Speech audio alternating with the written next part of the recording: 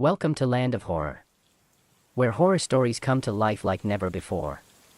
In today's video, we will explore chilling true events, unsolved mysteries, and the fears lurking in the shadows. From bone-chilling murder cases to supernatural phenomena that defy all explanation, each story will take you on a journey filled with tension and suspense. You will hear about real individuals who have faced terrifying moments, life and death situations, and discoveries that send chills down anyone's spine. Prepare yourself for moments of anxiety and thrills, because these stories aren't just fiction, but the dark truths of life. Don't forget to hit subscribe and turn on notifications to join us in uncovering even more horrifying mysteries. In the summer of 1965, Houston thrived under the relentless sun, its streets filled with the cacophony of life, children playing, cars honking, and the low murmur of neighbors exchanging pleasantries. Yet, amid this vibrancy stood the Rogers household, a modest home nestled at the end of a quiet cul-de-sac, shrouded in an eerie stillness that set it apart from its surroundings. Fred and Edwina Rogers were a well-respected couple in their 60s, known for their kindness and generosity. Their home was immaculately kept, a reflection of Edwina's meticulous nature. She often baked pies, which she would deliver to neighbors, her warm smile lighting up even the gloomiest of days. Fred, a retired factory worker, spent his days tending to the small garden in their backyard. However, their son, Charles, remained a mystery to the community, a reclusive figure rarely seen outside the house. He was in his late 30s, living with his parents, a fact many neighbors barely registered. His antisocial demeanor and tendency to avoid eye contact were the subject of whispered conversations among residents who occasionally caught glimpses of him lurking behind the curtains. The summer days passed uneventfully until one evening, a distant relative named Martha became concerned when she hadn't heard from the Rogers for several days. As an aunt to Edwina, she took it upon herself to investigate. Martha knocked on their door several times, calling out their names, but the only response was the echo of silence. It was unusual for the couple to go so long without contact, especially considering their frequent phone calls and visits. With mounting worry, Martha decided to call the Houston Police Department. "I haven't heard from my aunt and uncle in days. They're elderly, and I'm afraid something might have happened," she explained to the officer on the other end of the line. The patrolmen who responded were familiar with the Rogers home. They arrived shortly after Martha's call, their footsteps crunching on the gravel driveway. Officer Harris, a seasoned patrolman, led the way. He knocked on the door, but it swung open with a slight push, creaking ominously as if reluctant to reveal its secrets. "Hello, Fred." "Edwina," Officer Harris called, stepping into the dimly lit hallway. The air was thick with an unsettling stillness, a stark contrast to the warmth of the Houston summer outside. The officers fanned out, searching each room, their senses heightened by an underlying tension. In the living room, the furniture was immaculately arranged, but there was an oddness in the air, a sense that something was not right. The dining room table was set for dinner, plates neatly laid out, but there was no sign of life. A half-finished crossword puzzle lay on the table, the ink still fresh, and a pitcher of iced tea sat, untouched, sweating in the heat. Officer Harris felt a chill run down his spine as he glanced at the empty chairs, the eerie silence amplifying the feeling of foreboding. "Let's check the kitchen," Officer Jenkins suggested, his voice low. The officers moved cautiously, their footsteps muffled on the cool tiles. As they entered, a stark sight awaited them. The refrigerator door stood ajar, its dull hum echoing in the silence. As Officer Harris pulled it open, he was hit by a foul odor, like something had gone horribly wrong. "What the hell?" he muttered under his breath. Inside, neatly stacked packages of meat filled the shelves, each wrapped with meticulous care. But it was what lay hidden in the depths of the vegetable bin that would haunt him forever. Officer Harris's stomach churned as he reached down, pulling out two human heads wrapped in plastic. The sight was grotesque, surreal, a macabre juxtaposition to the otherwise orderly fridge. "Get back. Call for backup," he yelled, staggering back, his heart racing. The room spun around him as his mind grappled with the horror he had just uncovered. The other officers rushed to his side, their expressions shifting from curiosity to horror. They quickly secured the scene, radioing for more units to assist. A crime scene investigator arrived shortly, setting up tape around the perimeter and documenting the chilling discovery. As the reality of the situation set in, the atmosphere grew heavy with dread. The investigation revealed more grisly details. After locating the rest of Fred and Edwina's remains, it was confirmed that Fred had suffered severe trauma from a claw hammer. His lifeless body lay sprawled on the floor, battered beyond recognition.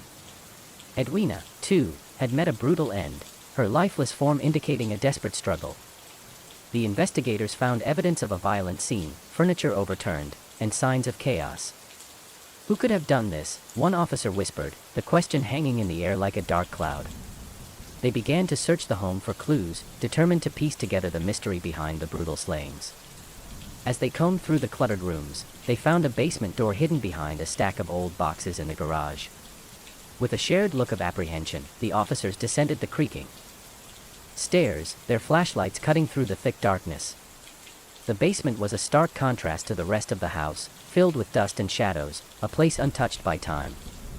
At the far end of the basement, they discovered a room that sent chills down their spines. Walls lined with newspaper clippings, scattered photographs, and bizarre sketches covered the space. Some articles detailed local crimes, while others focused on obscure conspiracy theories. In the center of the room stood a small desk, cluttered with notebooks filled with Charles's scrawled handwriting, frantic, chaotic, and filled with disturbing thoughts. "Look at this," Officer Jenkins said, flipping through the pages. The entry spoke of paranoia, of being watched, of dark figures that lurked in the corners of his mind. It was evident that Charles had struggled with his mental health, yet the writings were also eerily insightful, as if he were trying to make sense of a world he felt trapped in. "Do you think he did this?" Officer Harris asked, his voice barely above a whisper, overwhelmed by the weight of the findings. The officers exchanged glances, each considering the possibility that Charles was indeed the architect of this horror. In the days that followed, investigators uncovered Charles's troubled past. He had been an outcast throughout his life, never fully integrating into society. The reports revealed a history of behavioral issues and episodes of violence that had led to numerous altercations in his youth. Yet, there were no solid leads to confirm his whereabouts or involvement in the murders. His absence from the scene of the crime only deepened the mystery. As the police continued their investigation, the community of Houston was shaken to its core. The Rogers family, once a quiet, unassuming presence, had become the center of a chilling narrative filled with dark secrets and unanswered questions. Neighbors began to share stories of their own interactions with the family, piecing together a puzzle that seemed to grow more complex by the day. Days turned into weeks, and the police launched a manhunt for Charles, searching through the vast network of Houston. They scoured parks, alleyways, and abandoned buildings, but Charles remained elusive. Despite the relentless pursuit, he seemed to have vanished into thin air, leaving no trace behind. Meanwhile, the horror of the crime began to seep into the fabric of the neighborhood. Parents warned their children to stay away from the Rogers house, which had become a symbol of terror. Fear replaced the previous sense of security, and the once vibrant community now whispered in hushed tones, haunted by the gruesome events that had transpired in their midst. As the investigation dragged on, officers sifted through evidence, examining Charles's past for any clues. They uncovered an unsettling detail. Fred's past as a factory worker had connections to classified projects, involving government contracts that hinted at a hidden life filled with secrets. The more they delved into the family's history, the more the pieces seemed to point toward a conspiracy far deeper than they had imagined. One evening, as Officer Harris was reviewing the case files in the dimly lit precinct, he stumbled upon a mention of a witness, a neighbor who had seen Charles the night of the murders.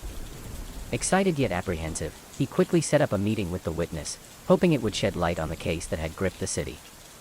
The neighbor, an elderly woman named Mrs. Thompson, recalled a peculiar incident. "I saw him standing in the window that night," she explained, her voice trembling. "It was late, and he looked different. There was something in his eyes, like a wild animal." Her description sent chills down Officer Harris's spine. Mrs. Thompson went on to describe how she had heard muffled screams coming from the Rogers home, but the sounds faded as quickly as they began. "I thought it was just the TV," she confessed, her eyes wide with fear. "I had no idea what was really happening." With this new information, the police redoubled their efforts, searching for any potential witnesses in the neighborhood. As they pieced together Charles's movements leading up to the crime, a haunting picture began to emerge, a portrait of a man spiraling deeper into darkness, isolated from the world around him. As the investigation continued, the reality of the murders lingered in the air, a constant reminder of the evil that lurked within the shadows of an otherwise peaceful community. The story of the Rogers family transformed from a quiet existence into a gruesome tale that left indelible scars on the hearts of those who lived nearby. In the closing moments of the first part, the scene fades to black as Officer Harris stands outside the Rogers home, gazing at the now shuttered windows. The mystery of the disappearance deepens, and the shadows of the quiet home grow longer, hinting at the darkness that lies ahead. Little did he know, the truth behind the Rogers family would lead to revelations far more chilling than he could ever have imagined. As the sun dipped below the horizon, casting elongated shadows across the once innocent neighborhood, the gruesome discovery of the Rogers bodies sent ripples of horror through the community. Officers worked tirelessly, documenting the crime scene and collecting evidence while grappling with the brutality they had uncovered. Officer Harris, shaken yet determined, coordinated with detectives and forensic specialists who arrived to assist in piecing together the chilling puzzle. The kitchen was cordoned off, marked with yellow police tape, as investigators meticulously examined the contents of the refrigerator. The heads of Fred and Edwina Rogers, neatly wrapped but grotesque in their presentation, became the focal point of their investigation. How could a son commit such heinous acts against his parents? A forensic pathologist named Dr. Mayfield, known for his expertise in homicide cases, stepped forward to take charge of the autopsies. He was a veteran in the field, his experiences etched on his face, but the horror of the Rogers case was evident even to him. The autopsies were performed in the sterile, cold environment of the local morgue. As Dr. Mayfield examined the bodies, he noted the severity of the injuries. Fred had sustained a devastating blow to the head, consistent with a blunt object, most likely the claw hammer found in the living room. His eyes had been gouged out, a chilling detail that spoke of a deliberate and calculated rage. Edwina, meanwhile, bore the marks of a violent struggle. Her injuries suggested a fight for survival, but ultimately, she had succumbed to a fatal gunshot wound, the bullet lodging deep within her chest. The atmosphere in the morgue was heavy with dread as Dr. Mayfield documented each finding. The realization of the brutality was suffocating, and as he finished his examination, he couldn't shake the feeling that the motive for such violence was deeply rooted in a familial dynamic twisted beyond comprehension. Back at the Rogers home, the detectives began scouring for any evidence that could lead them to Charles. They combed through the journals found in the basement, hoping to uncover clues to his whereabouts and mindset. Page after page revealed a mind unraveling under the weight of paranoia and distrust. Charles's scrawls indicated an obsession with surveillance, his belief that unseen forces were watching him, studying his every move. He often wrote about feeling trapped within the walls of his own home, as if the very structure conspired against him. Detective Sanders, a grizzled veteran with decades of experience, flipped through the journals with a furrowed brow. "This isn't just madness," he mused aloud. "There's a deeper connection here, something that drove him to this." He shared his thoughts with Officer Harris, who stood beside him, contemplating the chilling implications of their findings. This family was hiding something that pushed Charles over the edge, Harris replied, his voice tense. But what? In the coming days, as the investigation expanded, detectives interviewed neighbors and acquaintances of the Rogers family.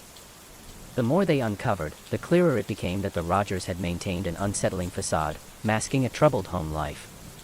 Fred and Edwina were known for their kindness, but whispers of family trouble surfaced among those who lived nearby. Mrs. Thompson, the neighbor who had initially alerted the police, shared her observations with detectives. "Charles used to scream at night," she recalled, her hands trembling. "I thought he was just having a nightmare, but there was something different about it. It felt real, like he was fighting someone." The detectives exchanged glances, realizing that Mrs. Thompson's account mirrored what they had discovered in Charles's journals. They needed to dig deeper into the family dynamics, understand what had led to this violent end. Interviews with extended family members painted a troubling picture. Charles's childhood had been marked by instability. Fred was strict, a man who believed in discipline above all, often resorting to physical punishment to enforce his will. Edwina, although nurturing, had remained complicit in Fred's authoritarian approach. This upbringing left Charles socially isolated, struggling to forge connections with peers.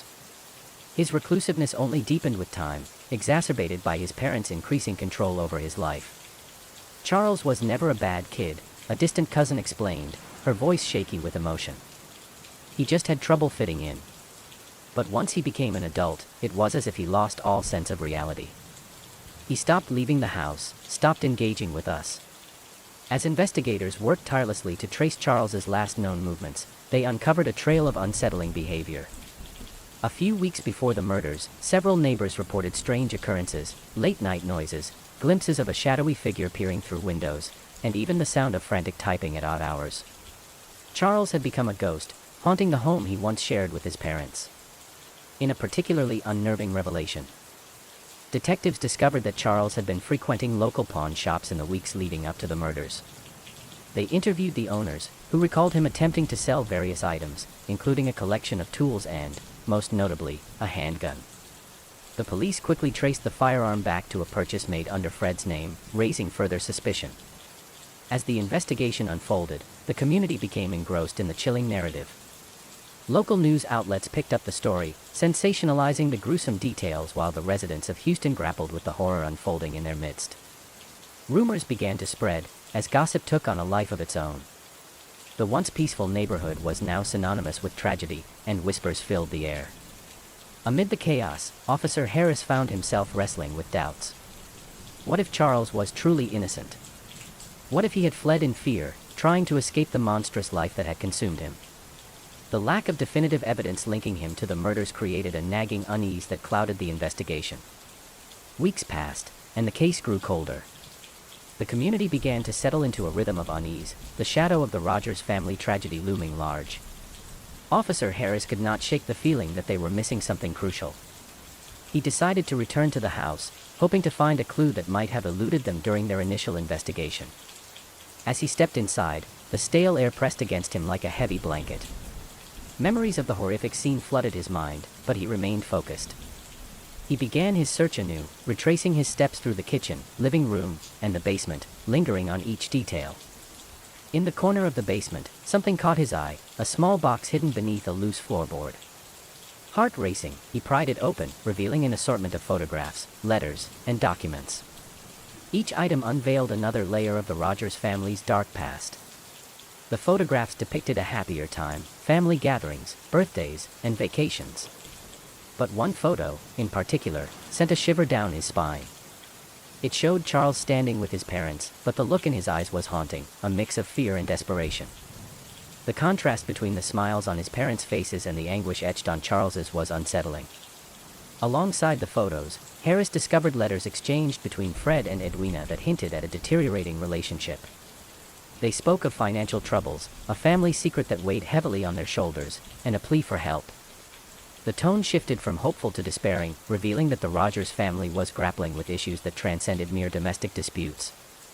As Officer Harris dug deeper into the contents of the box, he found a disturbing handwritten note from Charles, detailing his thoughts on the family dynamics. The words reflected a desperate plea for understanding and love, revealing the depth of his pain. It ended abruptly with the words, "I can't stay here anymore." Overwhelmed with emotion, Harris realized that these items might hold the key to understanding the tragic events that had unfolded. He left the house, determined to piece together the fragmented narrative of the Rogers family, hoping it would lead him to Charles. In the weeks that followed, the investigation focused on understanding the financial troubles hinted at in the letters. Detectives uncovered a series of unpaid debts and loans that had accumulated over the years, leading to threats from creditors. Tensions within the household had reached a boiling point, and the possibility of a violent confrontation grew increasingly likely.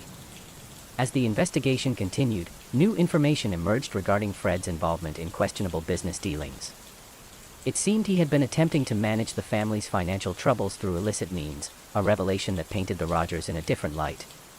This led the detectives to wonder if someone else might have had a motive to harm Fred and Edwina, perhaps even an associate from Fred's past. Meanwhile, Officer Harris remained focused on Charles. Each piece of evidence pointed to a deeper psychological struggle within him, a man caught in a web of familial expectations, financial desperation, and a life devoid of meaningful connection. The more he uncovered, the more he felt a sense of empathy for the troubled son. As the investigation dragged on, the community grew weary. The case seemed to fade from the headlines, and with it, the urgency of finding Charles. The absence of clear leads left the police frustrated, but Officer Harris held on to the hope that the truth would eventually surface. One evening, while reviewing the case files at his desk, he received an unexpected call from a local bar owner. "You might want to come down here," the voice on the line said, urgency lacing their tone. "I think I've seen Charles." Heart pounding, Harris rushed to the bar, adrenaline. The bar was dimly lit, a haze of smoke hanging in the air as Officer Harris pushed through the heavy wooden door. The low hum of conversation and clinking glasses contrasted sharply with the tension swirling within him. As he scanned the room, his eyes settled on a figure slumped over the bar, an empty glass in hand, staring vacantly into space. "Is that him?" Harris asked the bartender, a grizzled man with a weary expression. The bartender nodded. "That's Charles Rogers. He's been coming in here a lot lately, drinking away his troubles." Harris approached cautiously, his heart racing. As he drew nearer, he noticed the disheveled state of the man he once envisioned as a reclusive son, now turned into a ghost of his former self. Charles's clothes hung loosely on his gaunt frame, and the stubble on his face suggested days without care. "Charles," Harris said softly, not wanting to startle him. Charles slowly turned his head, his eyes wide and hollow. "Who wants to know?" His voice was rough, barely above a whisper. "I'm Officer Harris." "I'm looking for you," he replied, trying to maintain a calm demeanor despite the knot of anxiety tightening in his stomach. A flicker of recognition passed through Charles's eyes, but it quickly dimmed. "I don't want to talk about anything," he muttered, turning away. "Charles, your parents are dead." "They were murdered," Harris pressed gently. "I need to understand what happened. Please." The mention of his parents caused a visible reaction. Charles clenched his jaw, and a wave of anger flashed across his features. "What do you care? You think you can figure it all out? You don't know anything." Harris took a deep breath, steadying himself. "Then tell me. Help me understand. You're the only one who can." For a moment, silence hung heavily between them, the noise of the bar fading into the background. Charles's fingers trembled around his glass, and his gaze dropped to the counter as memories swirled like smoke. "You think I killed them?" he asked bitterly, a hint of desperation lacing his tone. "I don't know what to think," Harris admitted. "But I need to know where you were. Why did you disappear?" The question seemed to crack something within Charles. He let out a harsh laugh, the sound devoid of humor. "Disappearing was the only option. You don't know what it was like living with them. They were suffocating. I couldn't breathe." Harris leaned in closer, sensing a breakthrough. "Tell me more. What was happening in that house?" Charles's eyes darted around the bar, as if searching for escape. "They were always fighting.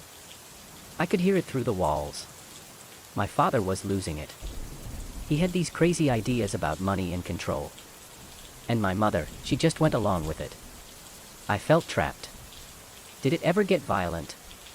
Harris probed, hoping to draw out more. Charles took a deep breath, and for the first time, his voice trembled. "There were nights, dark nights, when I could hear my father hitting her. I couldn't take it anymore. I thought about leaving, but I didn't know how. Why didn't you come to us? Why didn't you say something?"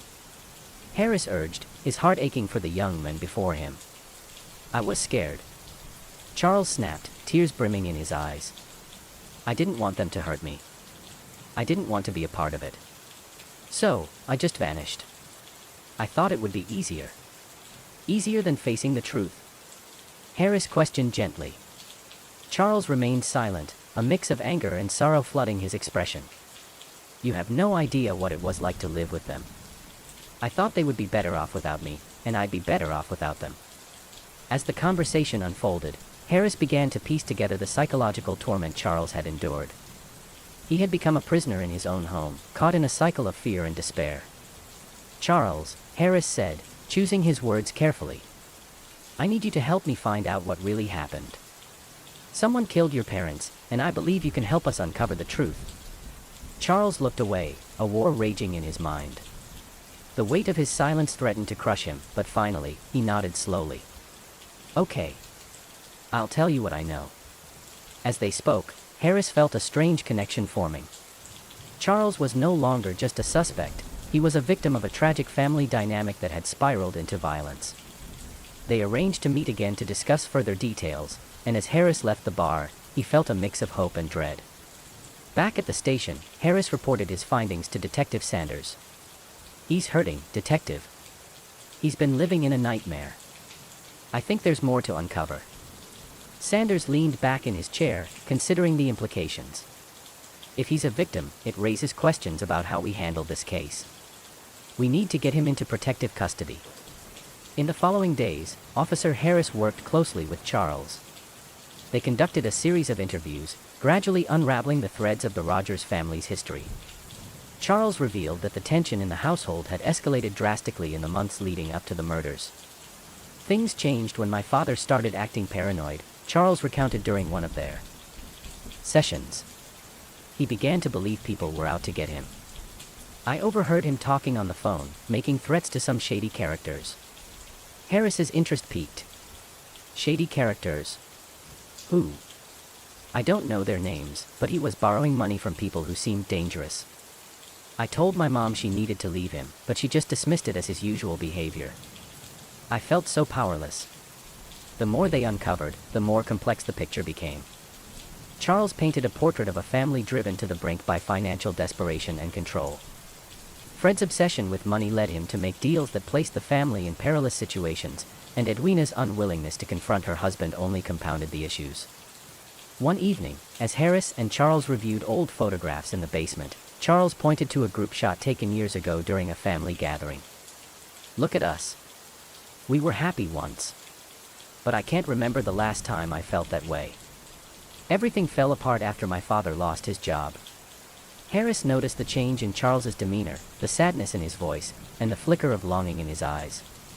"What do you miss the most?" he asked, hoping to encourage Charles to share more. "Normalcy," Charles admitted quietly. "The way things used to be. But that life is gone. I can't go back to it." As they delved deeper into the past, Charles began to unravel emotionally. It became evident that his mental health had deteriorated significantly over the years, leading him to self-destructive habits that contributed to his current state. He had turned to alcohol as a way to numb the pain, and the shame of his family's legacy weighed heavily on his heart. One day, during a particularly intense session, Charles broke down, his tears falling freely. "I just wanted to escape. But I didn't want them to die. I thought I was freeing myself from the madness." Harris felt a pang of sympathy for the young man, understanding the depth of his struggle. "Charles, this isn't your fault. You need to stop blaming yourself for what happened. We're going to find out the truth." Despite their progress, questions remained unanswered. What truly happened on that fateful day? Did Charles play a role in his parents' deaths? The investigation had to press on. Harris and Sanders decided to confront Fred's business dealings more aggressively. They began to look into local creditors and potential associates, hoping to find anyone who had crossed paths with Fred Rogers.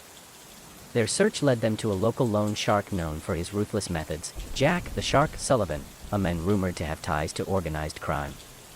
As they gathered intel on Sullivan, they learned that he had a reputation for dealing harshly with those who crossed him.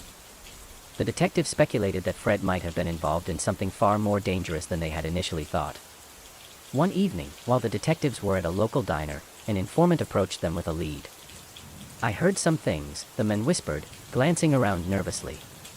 "People are saying Fred owed a lot of money, and he couldn't pay it back. They're saying he might have been involved in some shady deals." "Who's saying this?" Sanders asked, leaning closer.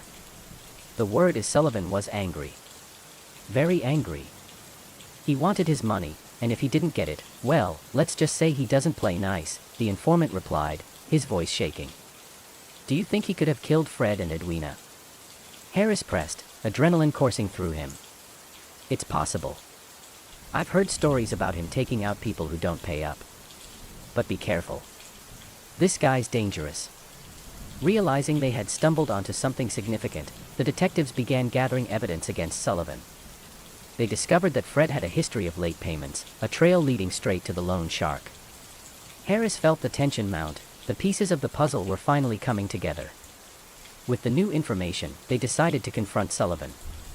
As they made their way to his usual haunt, a grimy bar on the outskirts of town, a sense of dread filled the air. The bar was bustling with activity, loud music echoing off the walls, but a palpable tension simmered beneath the surface. Harris and Sanders scanned the room, their instincts heightened. Stay close, Sanders warned. We don't know how he'll react. They approached the bar where Sullivan sat, a large man with a crooked grin and a permanent scowl.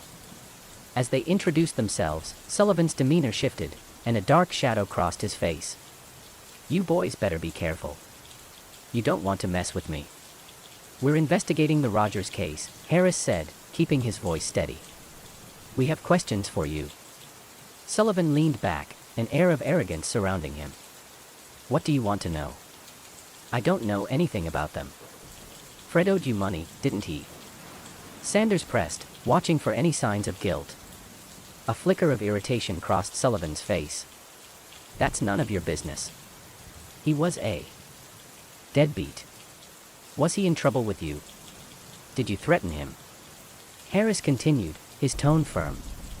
Sullivan's expression hardened. You boys are barking up the wrong tree. I don't have to answer to you. As they pushed further, Harris sensed the man's anger rising, and he knew they were walking a dangerous line. Just as he was about to press harder, a commotion erupted at the bar, drawing everyone's attention. A fight broke out between two patrons, fists flying and chairs toppling. In the chaos, Sullivan shot a look at Harris and Sanders, a menacing glint in his eye. You'd better get out of here before things get ugly, he growled, his tone dripping with threat. Feeling the weight of danger looming, the detectives retreated, their instincts screaming that they were in over their heads. As they exited the bar, Harris turned to Sanders, his heart pounding. We need to take this seriously. He knows something. Back at the station, they began coordinating with other law enforcement agencies to gather more evidence against Sullivan. As they delved deeper, they uncovered a network of debts and threats that stretched far beyond Fred Rogers, implicating Sullivan in a broader web of criminal activity. The investigation took a toll on Harris, who felt increasingly drawn into the darkness surrounding the case. Charles remained a constant presence, his fragility often overwhelming. As their sessions continued, Charles became more erratic, his emotions swinging from guilt to rage. During one meeting, he slammed his fists on the table, tears streaming down his face. I can't take this anymore. They're gone, and I didn't save them. I should have done something. Charles, you're not to blame for what happened. You were a child in a terrible situation, Harris reassured him, though he felt the weight of uncertainty himself. As they prepared to confront Sullivan again, Harris couldn't shake the feeling that they were nearing a breaking point. The dark truths buried in the Rogers family history were surfacing, and with them, the haunting question of whether Charles was truly innocent or whether he held secrets that could shatter everything they believed. The day of reckoning arrived when Harris and Sanders set up a meeting with Sullivan, hoping to extract a confession. They lured him under the pretense of a business opportunity, but deep down, they knew this could turn violent. As the meeting unfolded in a secluded area, tensions escalated. Harris presented evidence linking Sullivan to the Rogers family, detailing the threats and debts that painted a damning picture. Sullivan, cornered, exploded with rage. You don't know what you're messing with. I'm not afraid of you or your threats. Before Harris could respond, Sullivan lunged at him, the chaos of the previous encounter erupting once more. The fight spilled into the shadows, a brutal confrontation that threatened to unveil all the secrets hidden within the quiet home of the Rogers family. As the dust settled, Harris emerged from the fray with a renewed sense of purpose. Sullivan had been arrested, his ties to the murders now under scrutiny. But as they left the scene, Harris couldn't shake the feeling that Charles held the key to the final piece of the puzzle. Returning to Charles, they faced a pivotal moment. Harris looked into the young man's eyes, searching for the truth hidden beneath the surface. I need you to tell me everything, Charles. We're close to uncovering what happened, but I can't do it without you. Charles hesitated, fear etching his features. What if they find out? What if it comes back to me? Then we'll protect you, Harris promised. But you have to trust me. With trembling hands, Charles took a deep breath, preparing to reveal the final layers of his story, a story that would forever change their understanding of the tragedy that had unfolded in the Rogers family home. The air in the interrogation room was thick with tension as Charles sat across from Officer Harris and Detective Sanders. He looked smaller than ever, hunched over in his chair, his hands trembling slightly. Shadows danced across the walls from the flickering fluorescent light, creating an unsettling atmosphere that mirrored the turmoil within him. Charles, Harris began, his voice steady but gentle, I know it's hard to talk about this, but we need to understand everything that happened that day. Charles swallowed hard, his eyes darting around the room as if searching for an escape. "I don't know if I can," he whispered, his voice barely audible. "Take your time," Sanders urged, leaning forward with an empathetic expression. "We're here to listen. You're safe." Taking a deep breath, Charles looked down at the table, where his hands were clenched tightly. "It's just, everything spiraled out of control. I didn't mean for any of it to happen." "Start from the beginning," Harris encouraged, his heart racing as he sensed they were on the verge of a breakthrough. "What happened on the day your parents died?" Charles's gaze remained fixed on the table, lost in thought. "It was a Saturday.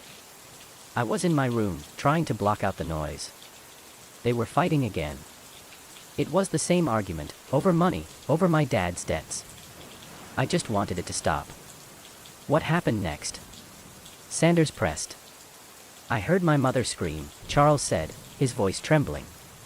"I rushed out of my room, and when I got to the living room, I saw my dad with a hammer in his hand. He was screaming at her." Harris felt a chill run down his spine. What were they arguing about? Something about how he was ruining everything, how they couldn't keep living like this. I tried to intervene. I was scared, but I thought I could talk some sense into him. As Charles spoke, Harris could see the weight of the memory bearing down on him. "What did you say?" "I don't remember exactly," Charles admitted, his voice cracking. "But I remember my dad turning on me. He was so angry. He told me to go back to my room, that I didn't understand anything. And then..." Harris prompted, feeling the tension tighten in the air. "That's when he hit her. I don't know if it was an accident or if he meant to do it, but she fell. She didn't move." The words hung in the air like a heavy fog, and Harris exchanged a glance with Sanders, both men realizing they were standing on the edge of a harrowing revelation. "Did you see her after he hit her?" Sanders asked, his tone cautious. Charles nodded slowly, his eyes glistening with tears. "I thought she was just knocked out. But when I went to check on her, I realized she was dead. I panicked. I thought my dad would blame me." "What did he do?" Harris pressed gently, trying to keep Charles grounded in the moment. "He didn't even seem to care at first. He just stood there, staring at her. Then he turned to me and said we had to get rid of her. He was frantic. I didn't know what to say. I couldn't believe what was happening." The image of the horrific scene began to solidify in Harris's mind. The fear and confusion must have been overwhelming for a young man like Charles. "What did he mean by, get rid of her?" he asked. "Dad started talking about how we couldn't let anyone find out. He said we had to make it look like she just disappeared. I thought he was insane, but I didn't know what to do. I was frozen with fear." Harris leaned closer, urgency propelling his words. "What happened next? Did you help him?" Charles took a deep breath, the anguish evident in his expression. He started gathering her things, like it was just a normal day. "I was in shock. I couldn't process it. I felt like I was watching a movie, but it was real. Then he told me to help him with her body." Harris felt a surge of compassion for the young man. "You were scared. You didn't know what to do." "I just did what he said," Charles admitted, tears streaming down his face. "I didn't want to upset him more. I thought maybe if I helped, it would be over faster. We wrapped her up and put her in the fridge." "What about Fred?" Sanders asked, his voice firm yet compassionate. "He had no idea what was coming," Charles said, shaking his head. "He was still in shock. He just kept saying it was going to be okay, that we'd figure it out." "Did you ever think about calling for help?" Harris pressed, knowing the weight of that question. "I was terrified," Charles whispered. "I didn't want him to hurt me too. I thought maybe if I went along with it, I could protect myself." "But what about after?" Harris urged, trying to piece together the timeline. "What did your father do?" Charles hesitated, visibly wrestling with the memories. "After that, it got worse. He started drinking, and he got more violent. He was paranoid that someone would find out. He was convinced the police were coming for him." Harris felt the tension build. "And what about you? What did you do?" "I started distancing myself," Charles admitted, his voice heavy with regret. I didn't want to be a part of it anymore. I wanted to run away, but I felt trapped. I thought if I just kept quiet, maybe everything would go back to normal. Did you think about telling anyone? Sanders asked. I was too scared, Charles confessed, his voice barely a whisper. And then, when I thought things couldn't get worse, my dad started talking about what to do with my mom's body. He wanted to dispose of it properly, to make it look like she had just vanished. The horrifying reality of the situation settled heavily in the room. Harris exchanged a glance with Sanders, understanding the depth of despair Charles had faced. Did he say what he wanted to do? Harris asked gently, knowing this was a turning point. He talked about cutting her up and getting rid of the pieces, Charles said, his voice cracking. I was horrified, but I didn't want to oppose him. I thought if I didn't help, he'd turn on me too. Did you help him? Sanders asked, his voice steady. I didn't want to, but he made me, Charles confessed, his face pale. I was terrified of what he would do to me. I just wanted it to be over. The confession hung in the air, thick with pain and regret. Harris could see the anguish on Charles's face, the horror of his actions weighing heavily upon him. After you did that, what happened? Harris pressed, feeling the urgency of the moment. Once we got rid of everything, I thought it was finally over. But then he just kept drinking. He was spiraling out of control. I felt like I was losing him completely, Charles said, his voice trembling. Did you ever confront him about it? Sanders asked, leaning forward. I tried, but he just got angrier. He kept saying we were in this together, that we couldn't let anyone know. I felt trapped. I thought I would lose my life too. Harris's heart ached for the young man before him, caught in a nightmare he couldn't escape. Charles, it's not too late to tell the truth. You can still find a way out of this. Charles looked up, desperation in his eyes. But what if they think I'm guilty? What if they say I was involved? You can't keep living like this, Harris urged, his voice steady. You need to break free from this cycle of fear. We'll protect you. Tears streamed down Charles's face as he nodded slowly. Okay. I'll tell you everything. I want the truth to come out. The weight of his confession hung in the air, and Harris could sense a shift. Charles was finally willing to confront the reality of his past, and it was a crucial step toward uncovering the truth behind the Rogers family tragedy. As the days passed, the detectives worked tirelessly to piece together the evidence surrounding the case. They coordinated with forensic teams to examine the remains found in the Rogers refrigerator, meticulously analyzing every detail to corroborate Charles's story. With each revelation, the darkness of the Rogers family history became clearer. Fred's connections to dangerous individuals began to surface, painting a picture of a man who had made choices that led to dire consequences. The investigators delved into Fred's financial dealings, uncovering a trail of debts and threats that had put the entire family in jeopardy. One evening, as Harris sifted through the files in his office, he came across a photograph of Fred with a group of unsavory characters. The men in the photo wore expressions that hinted at danger, and the thought of Fred associating with them sent chills down Harris's spine. Detective, a voice called from the doorway, interrupting his thoughts. It was Sanders, a look of determination on his face. I think we've found a connection, he said, holding up a file. There's a pattern emerging with Fred's debts that leads straight to Sullivan. The pieces were finally coming together. They realized that Fred's financial struggles and Sullivan's violent tendencies were intertwined, leading them to believe that Sullivan had not only threatened Fred but had also become a catalyst for the horrific events that unfolded within the quiet home. As they prepared for the next confrontation, Harris couldn't shake the feeling that the final confrontation with Sullivan would reveal even more shocking truths. They needed to act fast, before Charles's past consumed him entirely.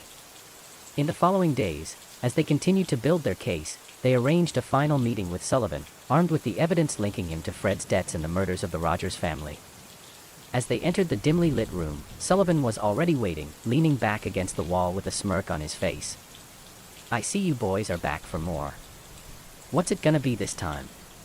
We have evidence, Harris stated firmly, pulling out the photographs and documents. You're not walking away from this. Sullivan's demeanor shifted slightly, the arrogance giving way to a flicker of concern. You boys don't know what you're getting into. We know all about your connection to Fred Rogers, Sanders shot back.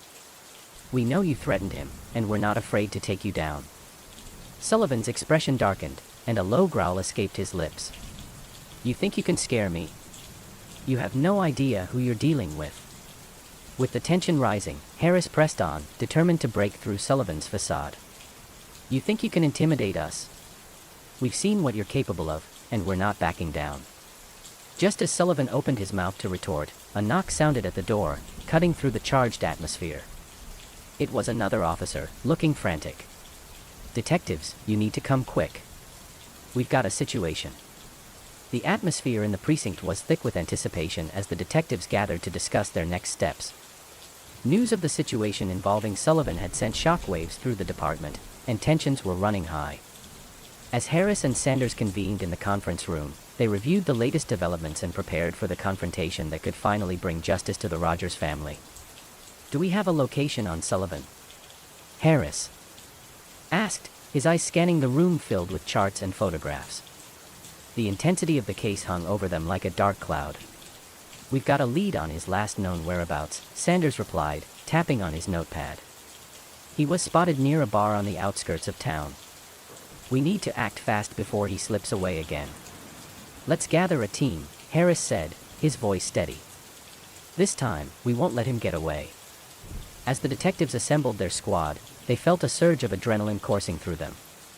They were determined to bring Sullivan in, to finally uncover the truth behind the Rogers family tragedy. With Charles's confession as their guiding light, they knew they were close to unraveling the tangled web of lies. The sun hung low in the sky as the team approached the bar, its neon sign flickering ominously in the evening light.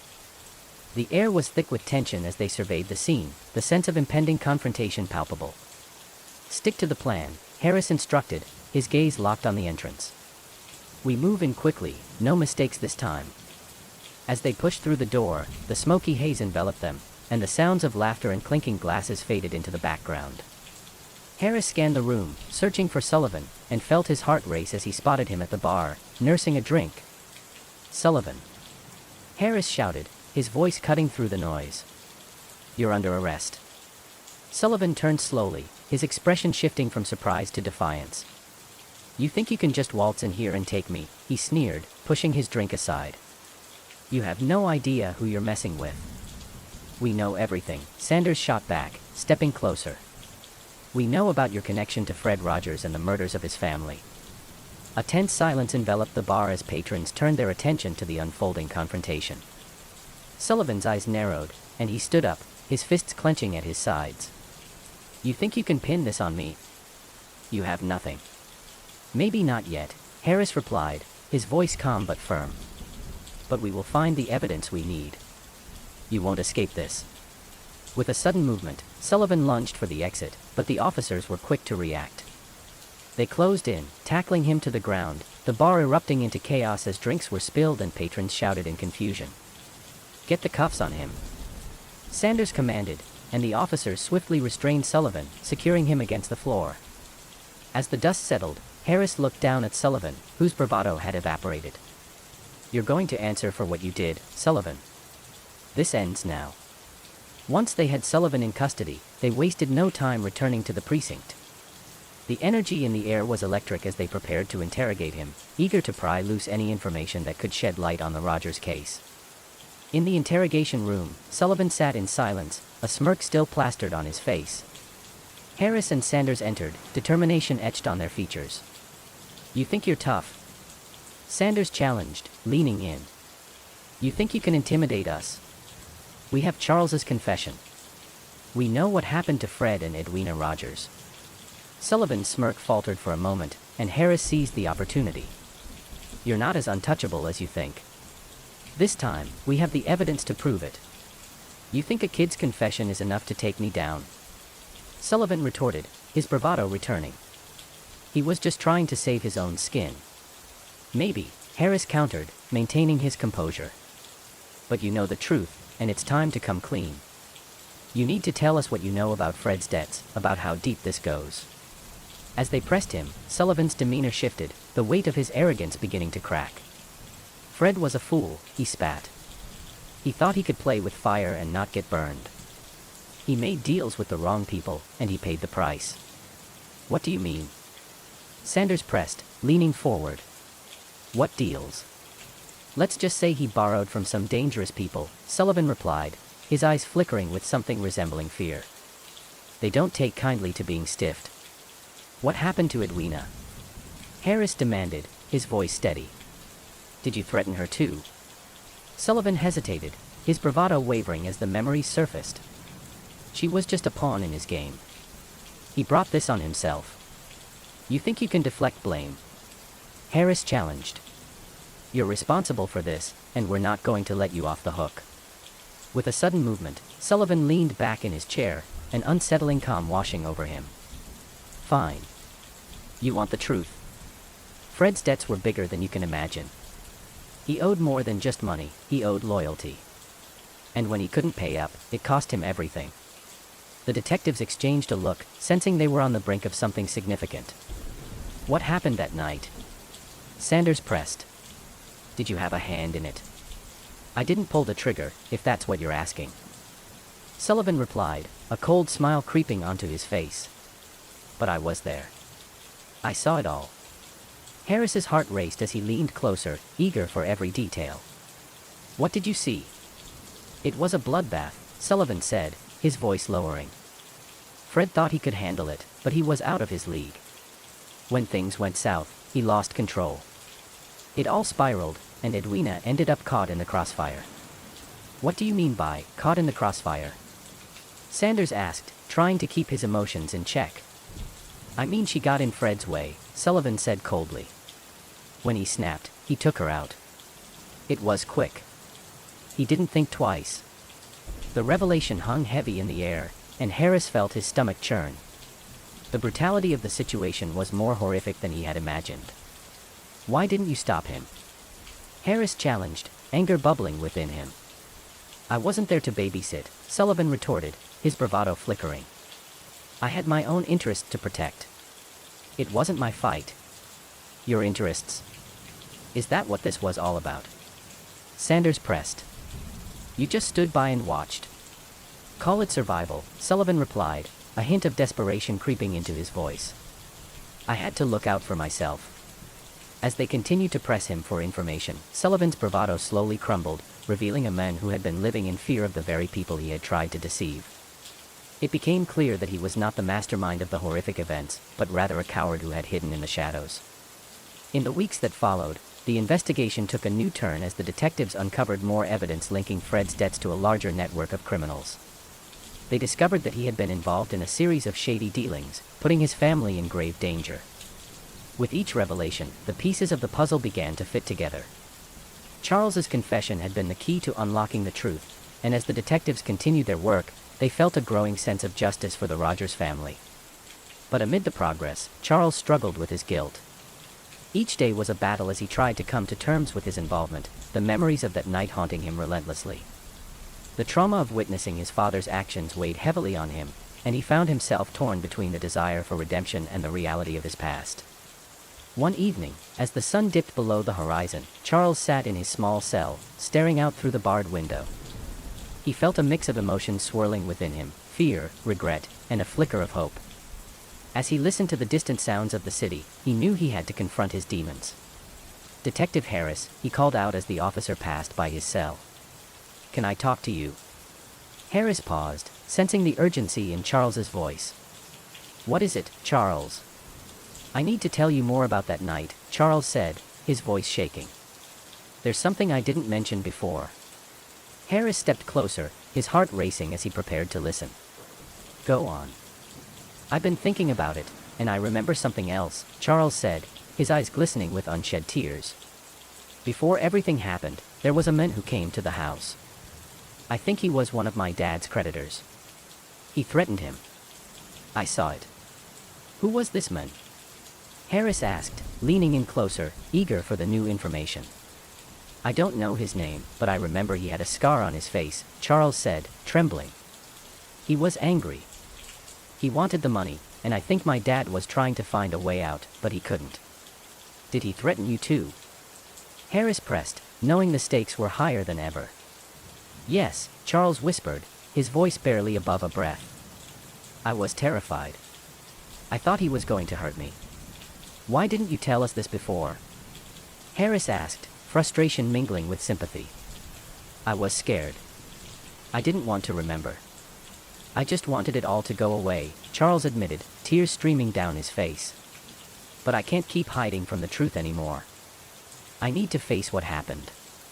Harris nodded, understanding the weight of Charles's burden. We'll get to the bottom of this, I promise. You're not alone anymore. As the investigation progressed, the detectives worked tirelessly to follow up on Charles's new lead. They combed through records, looking for any connections to a man with a scar, and eventually, their efforts paid off. They discovered a name, Victor Morales, a known figure in the criminal underworld with a history of violent threats. The detectives quickly brought Morales in for questioning, eager to learn more about his connection to Fred Rogers. In the sterile interrogation room, Morales sat relaxed, a confident smirk playing on his lips as he faced the detectives. What do you want? He asked, his tone laced with arrogance. We want to know about Fred Rogers, Harris replied, cutting straight to the chase. You had business dealings with him, didn't you? Morales chuckled darkly. Business dealings. That's one way to put it. Fred wasn't over his head, playing with fire. Tell us about the threats you made against him, Sanders pressed, his patience wearing thin. Threats? No, I simply reminded him of his obligations, Morales said, his eyes glinting with amusement. He was a deadbeat, plain and simple. Deadbeat or not, it doesn't justify what happened to him and his family, Harris shot back. Did you have anything to do with their murders? Morales leaned back in his chair, a chilling smile on his face. No, but I sure had my share of fun watching him squirm. He thought he could weasel his way out of paying up. It was pathetic. The detectives exchanged glances, realizing they were getting closer to the truth. You knew he was in danger, didn't you? Sanders pressed. You must have known something was going to happen. Morales shrugged, his nonchalance unsettling. I can't control what people do when they're backed into a corner. Fred made his choices, and they came with consequences. As the interrogation continued, Morales's bravado began to falter under the pressure of the detective's relentless questioning. Slowly, cracks formed in his facade, and he began to reveal more about the events leading up to the tragedy. Look, Fred was desperate. He didn't want to pay up, and I made it clear that there would be consequences if he didn't, Morales confessed, his voice lowering. But I didn't kill him. I wasn't there that night. Who was there then? Harris pressed, sensing they were close to a breakthrough. I don't know, Morales replied, his arrogance dissipating. But I can tell you this, Fred was too far gone to save himself. He brought this on himself. As they wrapped up the interrogation, Harris felt a mixture of anger and sadness. The truth was coming to light, but it was accompanied by the weight of the Rogers family's suffering. In the following days, the detectives continued their investigation, piecing together the events that had unfolded that fateful night. They discovered that Fred had indeed been involved with a dangerous network of criminals, and the walls had begun to close in on him. As the truth emerged, Charles found himself grappling with his own demons. He struggled to reconcile the image of his father he had idolized with the monster he had become. The journey toward understanding and healing would be long and painful, but he knew he had to face it. In the final weeks of the investigation, the detectives prepared for a press conference to share their findings with the public. The atmosphere was heavy with anticipation as they gathered in the conference room, flanked by local news reporters and cameras. Harris stepped up to the podium, his heart racing as he faced the audience. Today, we are here to share the findings of our investigation into the tragic murders of Fred and Edwina Rogers. This case has been a long and arduous journey, filled with heartache and loss. As he spoke, the weight of the family's suffering hung heavily in the air. We have uncovered evidence that reveals a complex web of financial struggles and criminal connections that led to this horrific event. Our team has worked tirelessly to bring the truth to light, and we are committed to seeking justice for the Rogers family. The room was silent, the gravity of the situation resonating with everyone present. We would like to extend our deepest condolences to the families affected by this tragedy. No one should have to endure such suffering. As Harris concluded his statement, he felt a sense of relief wash over him. The truth had finally come to light, and while the road to healing would be long, there was hope for the future. In the aftermath, Charles began to rebuild his life, determined to honor his parents' memory while confronting the shadows of his past. He found solace in therapy and support groups, seeking understanding and acceptance for the pain he had endured. As he walked through the quiet streets of Houston, he felt a renewed sense of purpose. The journey ahead would be challenging, but he was determined to forge a new path, one where he could finally break free from the shackles of his past. Months later, as the sun set over the horizon, casting a warm glow over the city, Charles stood by his parents' graves. "I'm sorry," he whispered, tears streaming down his face. "I'm sorry for everything." As he knelt down, placing flowers on their graves, he felt a sense of peace wash over him. He knew the journey ahead would be long and fraught with challenges, but he was ready to face them head-on. In the quiet of the cemetery, he felt a weight lift from his shoulders, the shadows of the past beginning to fade. The truth had been revealed, and with it came the promise of healing.